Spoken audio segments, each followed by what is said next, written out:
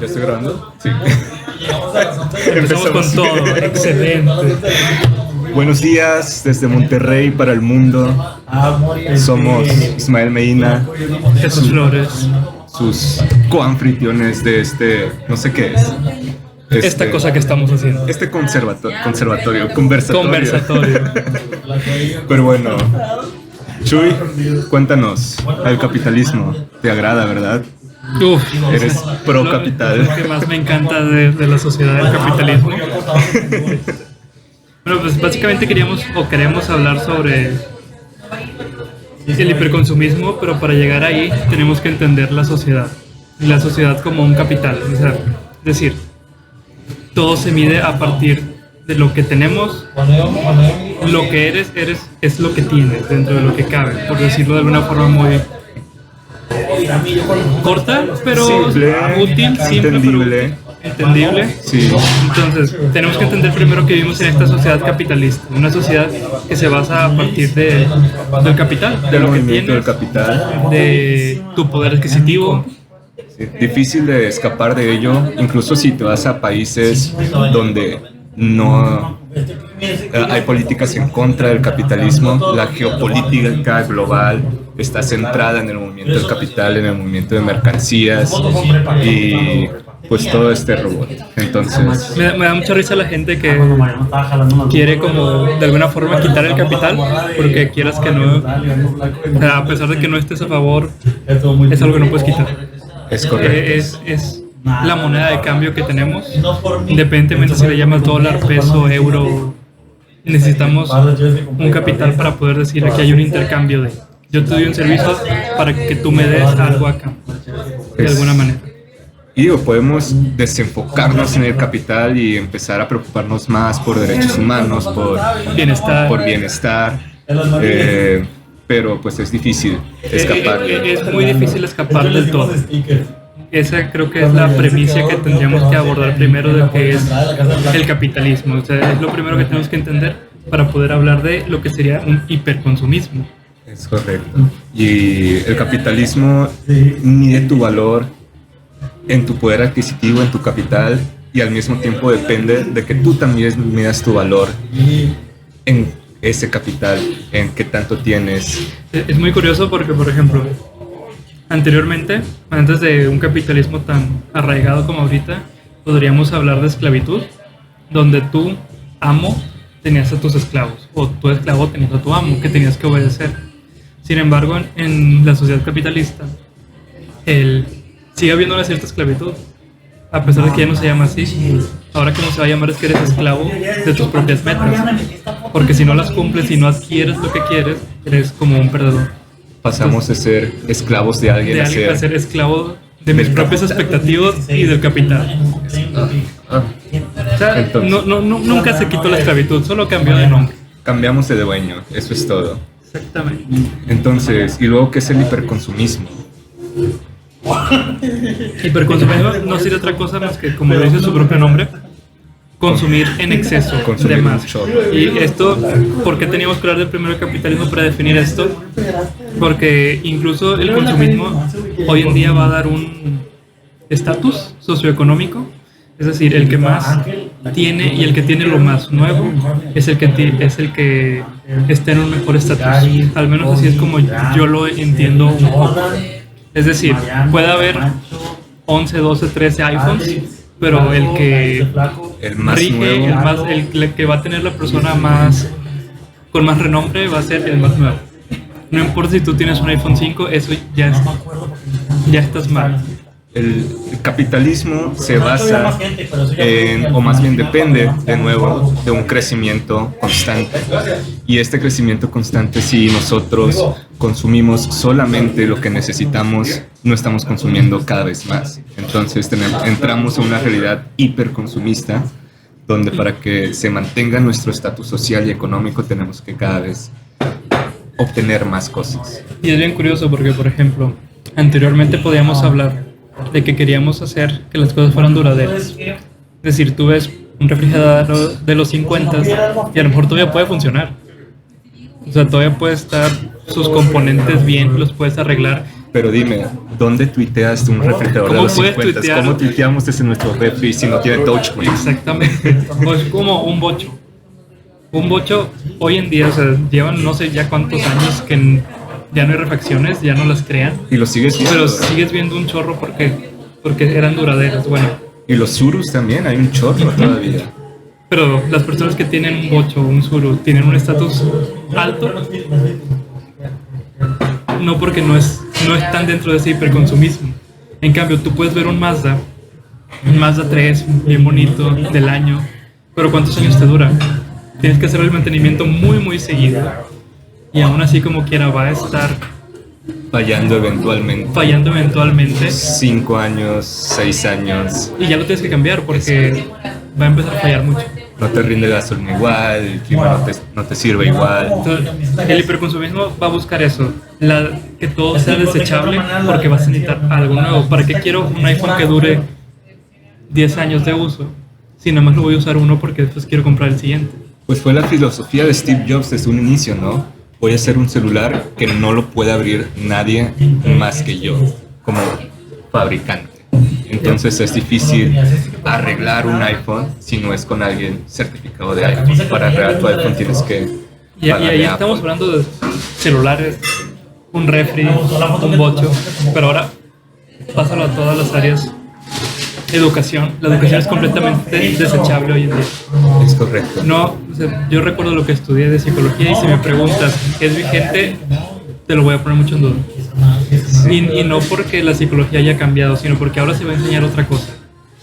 Pásalo también a tu carrera. La física, sí, definitivamente cada vez hay, no que haya cosas nuevas, sino que se enseña la física con otros motivos o bajo otras perspectivas. Y justo es eso, o sea, no es que sea algo nuevo. Posiblemente tú que estudiaste física puedes encontrar mucha igualdad con cosas que se estudiaban antes, pero a ti te enseñaron diferente, con una perspectiva diferente. Y diferente no siempre es mejor, tampoco es peor. Pero para que siga siendo desechable y que tengas que ir a más cursitos y que tengas que ir a más cosas, vamos a hablar ahora diferente, y ahora diferente, y ahora diferente. Y a veces son diferencias tan pequeñas que dices, ¿vale la pena pagar un curso por esto? Pero tener el certificado es bueno. Es bueno. Es bueno. Hablas muy bien de ti, que te sigues preparando. Un consejo para nuestros radioescuchas universitarios aún. Vayan a sus bibliotecas, chequen los mismos libros en ediciones diferentes. Eso me ayudó mucho durante mi carrera, leer un libro de física universitario. No sé, sigo teniendo la edición 13 de física universitaria de C.R. Szymanski, pero mi universidad tenía la edición 8 y la verdad aprendí mucho mejor con la edición 8 que con la 13 por cómo estaba escrito. Eran los mismos ejercicios, era el mismo contenido, pero cómo estaba estructurada la información Era diferente. era muy diferente. También otro pequeño consejillo es checar la traducción. Muchos de los libros que leemos no se escribieron en español. Algunos se escribieron en alemán, otros en inglés, otros X. En mi caso, que estudio psicología, por ejemplo, la traducción de Freud hace mucha diferencia. Si fue una traducción literal, si fue una traducción de ideas, o sea, depende del traductor, también va a depender si te conviene aprenderlo o no, o si se te facilita. ¿Por qué? Porque cada quien procesa diferente la información. Sí, no es lo mismo una traducción hecha en Latinoamérica que en España, definitivamente. Exactamente. Los términos cambian mucho. Y no estoy diciendo que estén bien o estén mal, igual que las ediciones, no es que estén bien o estén mal. Simplemente hacen pequeñas diferencias. Están hechos con un destinatario diferente. Exacto. Entonces, hiperconsumismo, consumir para vivir, para tener estatus, para ser en la sociedad, para ser una persona vigente, para existir. Ahora, ¿cómo definiremos un producto que podamos consumir en este hiperconsumismo? Puede ser desde lo más básico, desde comida, desde ropa, desde cosas especializadas, libros e incluso el entretenimiento. La verdad es que todo se volvió consumible, todo se volvió algo, o todo es algo que consumir. La información es algo que se puede consumir. Hace un momento estábamos hablando de, por ejemplo, que hubo unos incendios aquí en Monterrey, en Nuevo León. ¿por qué casi nadie nos enteramos? Porque no es una noticia que vende, no es una noticia importante. Entonces, hasta la información es algo de consumo, es algo que entra dentro de esta ley de oferta y demanda, que es bien interesante porque no es un producto. No es algo así como que, es que muchos están comprando esto. No, a lo mejor lo puedes medir en otros términos, rating, popularidad, pero sigue entrando en esta dinámica. Sigue teniendo los mismos mecanismos de un producto, lo tienes que ¿cómo lo mides? Es otra cosa. Tienes que hacerlo atractivo para la sociedad. Me gusta mucho hablar con gente que se dedica al marketing, porque te dice, es que lo primero es vender tu idea a los demás. Y es como que, ¿cómo vendes una noticia? De que quieres estar informado o no. Cuando estar informado a veces no es lo más bonito del mundo, aparte. Sí, sufres mucho cuando sabes cosas. El conocimiento tiene un gran peso. Y es precisamente lo que hacen los noticieros hoy en día. Es, ¿sabes qué?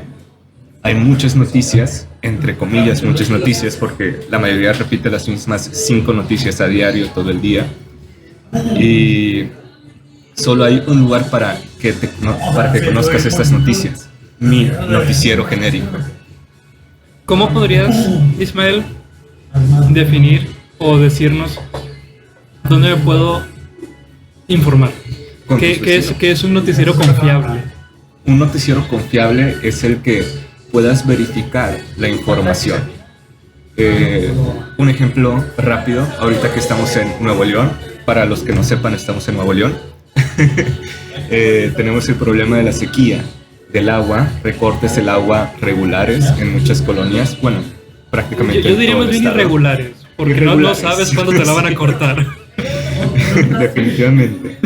Entonces, un grupo de activistas hicieron unos amparos legales en contra de estos recortes del agua. ¿Sabes qué? Es inconstitucional que tú, como organismo que regula el agua a nivel estatal, me cortes a mí, ciudadano, el agua en estos horarios. Me tienes que garantizar, y eso decía su amparo, tienes que garantizarme a mí y a mi familia al menos 50 litros diarios de agua por cada uno de... 50 no es nada, ¿te das 50 cuenta? 50 no es nada. O sea, para bañarte, si lo haces a litros, o sea, no de la llave, sino de una cubeta, te puedes bañar con 3 o 4 litros.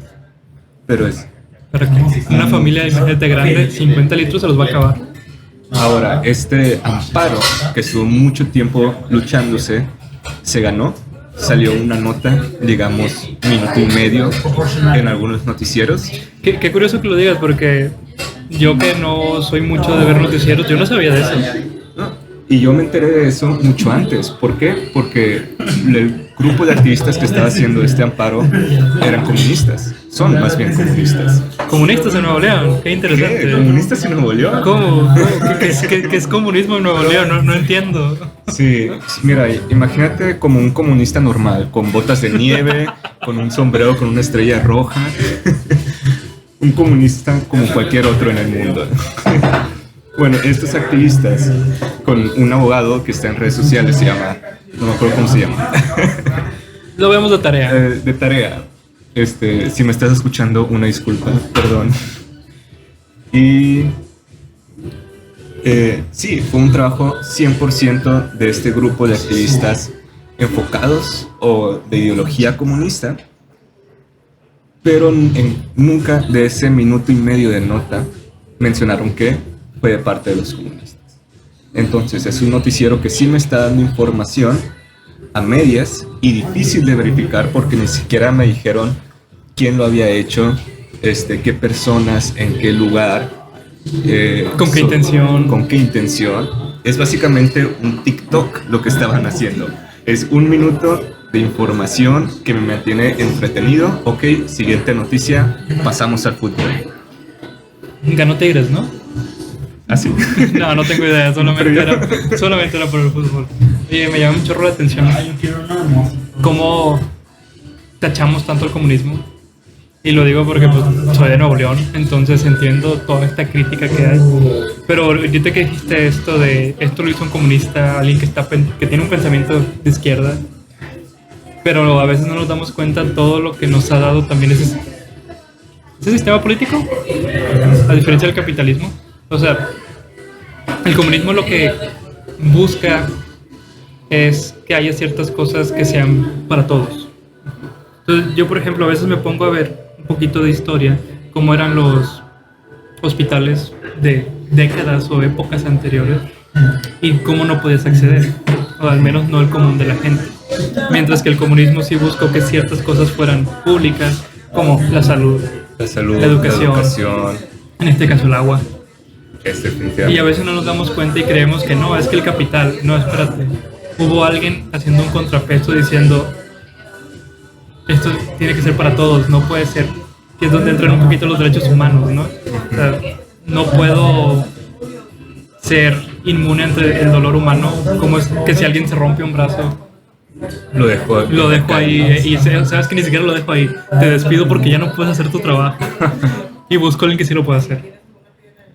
Y dentro de lo que cabe, no es por echarle flores al comunismo, porque también sé que tiene sus errores y tenemos ejemplos muy claros de ello, pero sí hace este contrapeso interesante para decir, no todo tiene que ser privado, no todo tiene que ser, y no porque lo privado esté mal.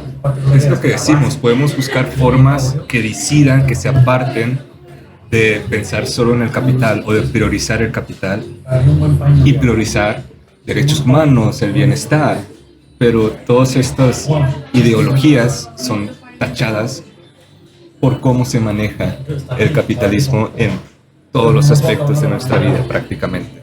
Te quiero preguntar, ya que estamos en esto, ¿tú cuáles crees que son los impedimentos más grandes para poder ver el comunismo como algo no negativo? Ya no voy a decir algo positivo, como algo no negativo, porque yo hablo con cualquier persona y cuando hablamos de comunismo es, ni me hables, ya esto es, no, es que eres un chairo, no, es que eres... Y no siga más en Nuevo León. Hablando de Nuevo León, yo creo que las narrativas de nuestros gobiernos desde hace 100 años, 150 años, probablemente desde este chavo, ¿cómo se llamaba? Parás, el gobernador Parás, que tuvimos 20 años entrada de la independencia de México. Desde ahí, todo nuestro pensamiento ha sido de derecha. O al menos hasta donde sé, igual ya hay un gobernador ahí oculto en la historia del que no he leído tanto. No que yo recuerde, pero puede ser.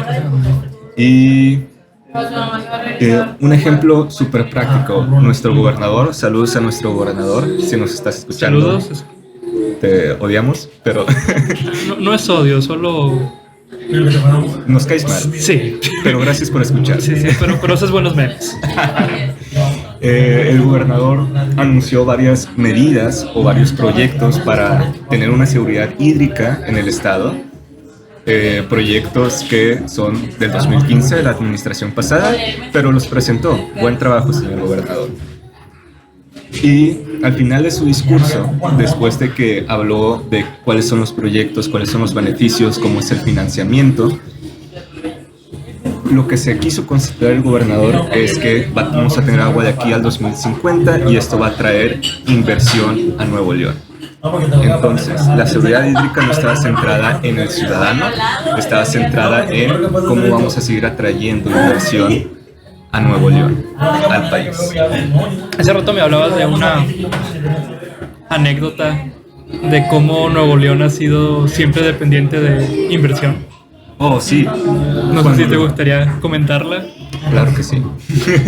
A eso vine. A eso vine, a hablar de historia. No, ¿de qué estamos hablando? De cosas, vamos a hablar de cosas, de todo un poco. Conversatorio, conversar. Vamos a conversar. Cuando se fundó Monterrey, estamos en una región muy árida del país, o relativamente árida del país, con tierra relativamente pobre. No crecen muchas cosas en Nuevo León, y mucho menos en esos tiempos, hace 500 años. Era muy difícil mantener una población. No estamos haciendo una ciudad, estamos hablando de poblaciones de 50 personas, sí, en Monterrey. Claro. Esto aparte de que estábamos constantemente siendo atacados los pobladores en ese tiempo eran atacados por varias poblaciones indígenas que había en la región. ¿Que habitaban aquí? Que habitaban aquí. Esta era su casa. Que se sentían un poco invadidos. Sí, de que, ¿tú quién eres? ¿Tú quién eres y qué haces en mi tierra? Entonces, de los primeros, o más bien, el primer negocio que se puso aquí en Monterrey fue de un zacatecano, o bueno, de una persona que radicaba en Zacatecas. Supo de que aquí había un pueblito, entonces lo que hizo fue poner aquí unos graneros, una especie de base para que sus comerciantes pudieran llegar aquí e irse a otros lugares. Entonces, ¿por qué no murió Monterrey al principio de su estructura, de su nacimiento? Porque nos ayudó la inversión extranjera. No estamos hablando de otro país, estamos hablando de México todavía. Pero también ten en cuenta en esos tiempos que esperabas de algo extranjero en cuestión de país. O sea, con que sea cuestión de estado ya es extranjero. Ya. Eran tal vez 1 mes, 2 meses de Monterrey a Zacatecas el camino. Fíjate que se me hace bien curioso porque dices que puso un granero y no necesariamente que aquí sembró. O sea, ni siquiera fue que vamos a producir algo ahí. Fue, ahí guárdamelo tantito en lo que llega alguien a comprar. Algo que me da mucha risa, y digo risa para no llorar, como todo Nuevo León. Cuando las administraciones de Monterrey o de San Pedro hablan de sustentabilidad, cuando dicen tenemos tantos proyectos sustentables y se refieren a un parque urbano, se refieren a un parque para las abejas, eso es una idea muy bonita que tiene San Pedro, parques específicamente para que las abejas puedan llegar a comer polen. Está muy padre, está muy cool. En idea es genial. En idea es genial, pero no es sustentable. Sustentable sería algo que produce lo que nosotros consumimos. Piensen toda la energía eléctrica que consume San Pedro, sus edificios, sus rascacielos y toda la que produce. No produce petróleo, no produce gas natural, no produce energía eólica, muy poca energía solar. O sea, claramente no es sustentable. No es sustentable.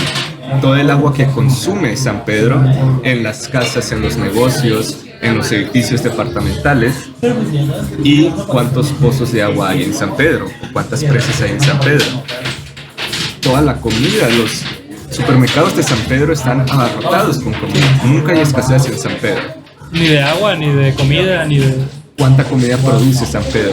¿Dónde tiene sus vacas? ¿Dónde tiene sus plantíos? Hasta donde yo sé, nunca he visto granjas en San Pedro. Nunca he visto vacas en San Pedro. Oye, pero entonces, así algo que se te ocurre rápido, que si fuera un proyecto sustentable tomando en cuenta... Algo sustentable y fácil de hacer dentro de la ciudad sería definitivamente energía solar, eólica. Dependiendo de en qué punto de la ciudad estás, poner un pequeño generador eólico o paneles solares en los techos de casas, edificios gubernamentales, estacionamientos inclusive. Sería una manera de transicionar a una independencia energética. ¿Por qué? Porque somos sustentables. Vamos a producir lo que consume. En cuanto a energía. En cuanto a servicios básicos, alimentación, a lo mejor eso es más difícil, a lo mejor podemos trabajar en eso a nivel estado o a nivel región. Sí, claro. Sí, una región es difícil que sea 100% sustentable. Eso. Sí. No quiero decir que es imposible porque a lo mejor en ciertas áreas se podrá, ciertos estados, pero ya a un nivel... Yo adoro el café. ¿Dónde encuentro un café en Nuevo León? Nunca he visto una cafetelera aquí en Nuevo León. No se puede producir café en Nuevo León. Lo podemos tostar, lo podemos exportar. Tenemos muchas cafeterías muy bonitas en Monterrey, pero no estamos produciendo café, lo estamos comerciando. Y tampoco se espera que produzcamos café, no se trata de eso tampoco. Entonces, sí, es cuestión de no engañarnos. Claro, no podemos ser 100% sustentable, al menos no en un futuro próximo. Pero, pues tampoco es decir de que somos sustentables porque tenemos un parquecito. Justo eso era lo siguiente que te iba a preguntar. Normalmente cuando pensamos en sustentabilidad pensamos en cosas verdes, parques, sombra, animales, naturaleza. Normalmente pensamos en cosas así. Es correcto. ¿Cómo me dices ahora que va a ser un parque, hacer más áreas verdes, más que beneficiaría con mejor oxígeno, mejor calidad del aire, no es sustentable? Aquí quiero mandar un saludo al alcalde Colosio. También, si me estás escuchando, también me caes mal, pero gracias por escuchar. Pero la población te quiso en general, por eso eres alcalde. No te preocupes. Sí, no te preocupes. Yo no voté por ti, pero creo que gente sí. O voté por él, ¿no? Ni siquiera me acuerdo por quién voté. No importa, es libre y secreto. Es libre y secreto. No les voy a decir por quién voté. He ido a varias pláticas de él que presenta proyectos de este tipo, que quiere hablar con los vecinos de ciertas colonias, no de todas las colonias, de ciertas colonias. Bueno, tampoco se podría todas, honestamente. Pues sí. Y él usa muchos datos, o en este tiempo, estamos diciendo de hace unos 4 meses, 5 meses. Me acuerdo que él usaba los datos de áreas verdes por habitante en Nuevo León. Okay. Y decía, el área sur de Nuevo León tiene 6 metros cuadrados de área verde por habitante, el área norte tiene 2, ahí hay un déficit, el área centro tiene tanto. Y yo me acuerdo que me sonaban mucho esos datos, y yo decía, ¿quién sabe de dónde? ¿Dónde leí esos datos? ¿Dónde leí esos datos?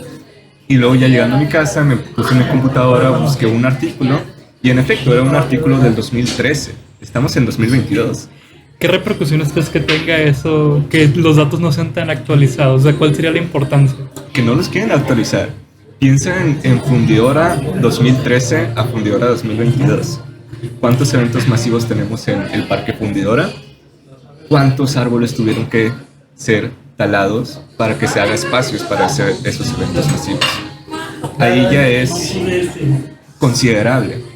Entonces, y es más, un área verde, su definición es algo ambiguo. A ver. ¿Por qué? Porque un área verde es un área accesible para la población y que tenga cierta utilidad para la población, ya sea una pista para caminar o aparatos para hacer ejercicio al aire libre. O sea, por ejemplo, según esta definición, en el río Santa Catarina has visto que hay muchos árboles en medio de la ciudad. Pero eso no contaría como un área verde per se.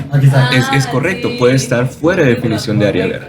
Okay. Entonces puedes hacer un fraccionamiento de casas un poco lejos del área metropolitana, puedes talar, no sé, 10 hectáreas de áreas verdes, pero si pones un parquecito, ya aumentaste el área verde, porque eso antes no era un área verde, no era accesible, no tenía una utilidad social, pero ese parquecito, ahora sí. Entonces, gracias, señor que hizo el fraccionamiento, por darnos más áreas verdes en la ciudad. Ahora, vamos a volver al tema un poquito de la hiperconsumismo, a un poquito las noticias. ¿Cómo puedes hilar todo este tema con esto? ¿Cómo se te ocurre? Que las noticias... ¿Cómo se te ocurre a ti? Honestamente se me ocurrió algo muy sencillo. Todo lo que tú me acabas de decir, por ejemplo, la definición de área verde, yo no tenía idea. Y creo que es algo que debería ser de cultura general. No es muy complicado. No es muy complicado. También se debe un poco a mi falta de interés en ese tema. Me interesan más temas sociales. Pero ¿por qué no nos enteramos de estas cosas? ¿Por qué tiene que ser alguien que está buscando algo muy específico cuando es algo que quieras que no va a afectar a todos? Deberían tener un noticiero. No digo que todos los días diciendo la definición de área verde. Sí, es eso. Entiendo que los noticieros quieren simplificar la información, hacerla más accesible al público en general, pero también pues tienes que ver cómo instrumentalizas esa información o esa manera de decir la información. Te pueden decir, ¿sabes qué? Hubo un amparo contra los recursos del agua. Dejar afuera que fueron los comunistas. Es un factor importante, es el noticiero el que lo decide. Y el que lo consume ahora es sujeto a las decisiones que tomó este noticiero. Ahora, ¿qué pasa con este noticiero? Que todos los noticieros son iguales. Terminan siendo iguales, terminan siendo un espectáculo. Terminan siendo, si hago una nota de 5 minutos sobre los recortes del agua y cómo los comunistas metieron un amparo, qué flojera. Sí, mejor veo una nota de 1 minuto que deja fuera esa información. Entonces todos estos noticieros quieren notas cortas en noticias que saben que no van a vender y notas largas en noticias que sí van a vender. Justo eso, o sea, porque son noticias cortas que sé que no van a vender, pero casualmente son los temas más importantes. Sí. Y notas muy largas de cómo es que los Tigres hicieron el partido de su vida y ganaron un juego. No sé, estoy hablando al azar porque no sigo el fútbol, pero sé que si prendo la tele, no importa en qué horario sea, voy a encontrar una noticia sobre ese espectáculo. Y no estoy diciendo que esté mal. Es sorprendente cómo los Tigres juegan 1 o 2 veces a la semana cuando hay temporada. Y aún así, todos los días 2 horas al día tenemos información sobre los Tigres. Y obviamente no estoy en contra de los Tigres, es un excelente negocio. Creo que le aporta mucho capital a Monterrey, a la ciudad. Pero arreglen su estacionamiento, por favor. Me acuerdo cuando trataba de estacionarme ahí en la universidad. Es un paseo lunar el estacionamiento del estadio. Creo que Samuel ya te va a quedar bien porque va a ser un nuevo estadio, ¿no? Algo así. Sí. Quiero pensar que el estacionamiento también le va a hacer algo. Espero. Imagínate tener estadio nuevo y el mismo estacionamiento. Obviamente esto no era para en contra de los Tigres, sino a esta sociedad del espectáculo. Porque esto va a pasar no solamente en Monterrey, no solamente en Nuevo León, sino en diferentes ciudades del mundo. Va de nuevo. Los Tigres, el consumir contenido de los Tigres nos deja capital. Hacer un estacionamiento o arreglar el estacionamiento que ya tienen no nos deja capital. Y entra la ley de la oferta y la demanda. Ajá. ¿Qué me va a dejar más dinero? ¿Hacer más Tigres? Pero ahí incluso se me viene a la mente el tema de la ética. Porque entonces, por ejemplo, no me va a dejar dinero invertir en seguridad policial. No me va a dejar más dinero eso que invertir en un concierto macro. Ajá. Entonces, ¿dónde entra la ética? Es decir, a lo mejor no me deja más, pero esto es algo necesario y esto es algo que sí hay que invertirle porque va a traer más capital, pero vamos a limitarlo. ¿Por qué? Porque hay cosas más importantes o más urgentes. Y mientras el alcalde habla de cómo nos faltan áreas verdes en la ciudad de Monterrey, al mismo tiempo aprueba proyectos para que se talen más árboles en Fundidora. Porque las empresas lo necesitan. Lo necesitan. Luego, ¿qué van a hacer si no tienen un espacio para sus megaconciertos? Es bien curioso porque hace poco estaba hablando con una persona, leyendo un poquito sobre cómo también darle tanta importancia a la inversión, a las empresas, pues también puede ser como un poco trampa. Un poco trampa, ¿por qué? Porque por invertirle tanto a la empresa, descuidas la población. Y luego, ¿quién va a trabajar en la empresa? O sea, tiene que haber un equilibrio. Y no digo porque tienen que trabajar en la empresa, sino porque consume recursos naturales. Y luego todo el mundo está contento porque aumentó la inversión, aumentó tal ¿Y a costa cosa. de qué? ¿A costa de qué? Sí, los indicadores para tal o para administración o tal o cual empresa van a la alza. Pero esos indicadores a propósito dejan afuera parte del bienestar social de las personas involucradas. Volviendo, por ejemplo, al tema del agua, la sociedad con sus cortes irregulares cada cierto tiempo. Pero si tú vas a un Oxxo siempre va a haber cerveza. Tenemos la industria de cervecería aquí. No estoy diciendo que no produzcan. Es un negocio, se tiene que producir. Y es un negocio que deja capital en el Estado. Pero ¿cómo puede ser más importante la producción que el capital humano, por así decirlo? El capital humano. Es correcto. Pero eso sí, si tú vas a la Topo Chico, por ejemplo, están regalando de su agua a la población. Tú puedes ir con un... No puede ser. Tú puedes ir con un bote a llenarlo y es agua potable. La están regalando a la población. Sí, no es agua que sea de la población. De los 15 pozos de agua que tiene Topo Chico, que le regalaron prácticamente a Topo Chico. Dato curioso para nuestros radioescuchas, Topo Chico está comprando casas dentro de la colonia de Topo Chico para tumbarlas. ¿Por qué será? Para tumbarlas y hacer un pozo donde estaba esa casa. Pues bueno, no sé si quieres seguirte deprimiendo un poquito más con la realidad de Nuevo León. Me voy a deprimir más de noche, no te apures. Dejamos para una siguiente ocasión otros temas deprimentes pero informativos. Sí, ya no nos quedan lágrimas el día de hoy, una disculpa. Es que se nos acabó el agua en Monterrey, no podemos hidratarnos, no hay lágrimas. No hay lágrimas. Pero a lo mejor después haremos otro. Y muchas gracias de nuevo, soy Ismael Medina. Jesús Flores. Y de Monterrey para el mundo. Este es un pequeño conversatorio. Lo siento. Corte.